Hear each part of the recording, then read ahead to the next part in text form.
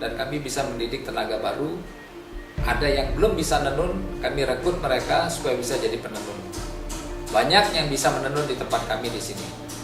Kami punya tutor juga punya pada saat itu.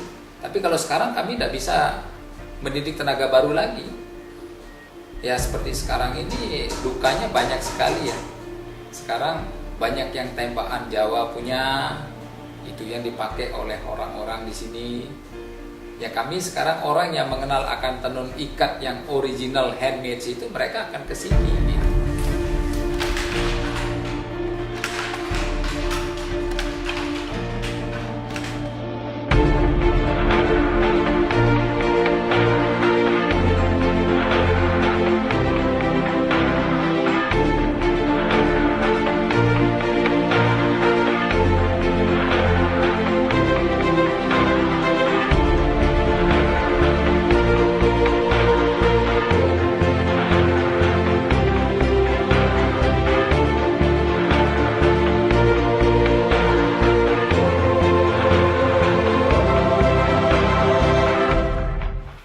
Kami katakan rugi, tidak rugi. Kami katakan untung tidak banyak.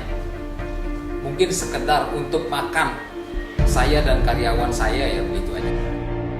Sekarang ini boleh dibilang pembuatan kain secara manual atau tradisional itu masih cukup berkembang sebenarnya. Tetapi jelas kalah jauh dengan industri atau pabrikan. Kalau sekarang ini banyak beredar yang namanya kain-kain tenun yang konon katanya itu buatan tangan atau hasil songketan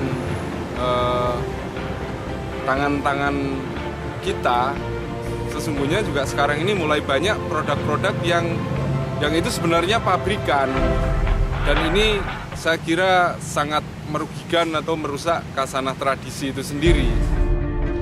Wastra ini kan bagian tidak bisa dipisahkan antara budaya dan keterikatannya dengan historikal masyarakat NTB.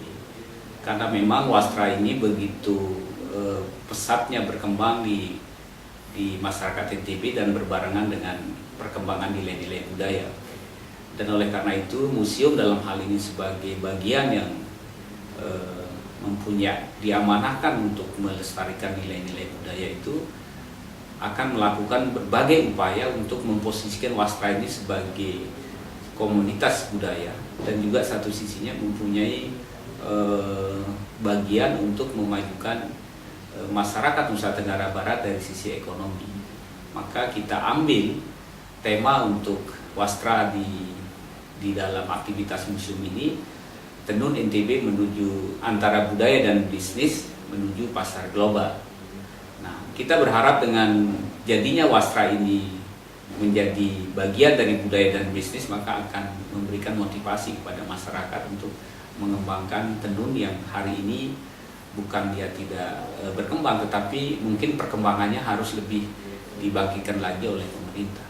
Di dalam kegiatan pameran dan seminar wastra yang diinisiasi oleh museum bersama dengan Indonesia Women MDGs ini adalah bagaimana memposisikan wastra dari sisi desain dan pasarnya, kemudian bagaimana kita mengakses permodalan untuk memajukan tenun di NTB ini. Oleh karena itu kita libatkan perbankan dan juga BUMN dan BUMD yang mempunyai aktivitas CSR yang menjurus kepada yang mengarah pada peningkatan usaha di bidang tenun ini. Kemudian berikutnya kita libatkan juga budayawan untuk kita menggiring bahwa ini adalah wastra ini punya aspek budaya yang begitu kental dengan masyarakat ini. Banyak sekali desain-desain yang dijiplak oleh luar daerah untuk dipasarkan di sini. Salah satunya ada jenis namanya motif lumbung atau alang, itu di banyak sekali yang beredar di luar, itu adalah buatan luar daripada Lombok ini. Setelah ini tenun punah, orang Malaysia mengatakan, Pak, Subah Nale ini punya Malaysia loh Pak. Bagaimana Pak? Bintang 4 itu punya Malaysia, alang itu punya Malaysia. Bagaimana suara itu? Kalau kami mau patenkan, sebenarnya kami dari berapa lama sudah ingin patenkan, tapi katanya dari instansi yang terkait untuk mematenkan produk itu Pemprov yang harus bekerja, bukan kami. Kami hanya mengusulkan untuk mematenkan motif-motif tertentu, tapi sampai hari ini juga tidak ada dipatenkan. Cukong-cukong itu mereka datang ke rumah saya, Pak, ayo ke Malaysia, saya bayar Anda berapa? Ajarin kami tenun di sana.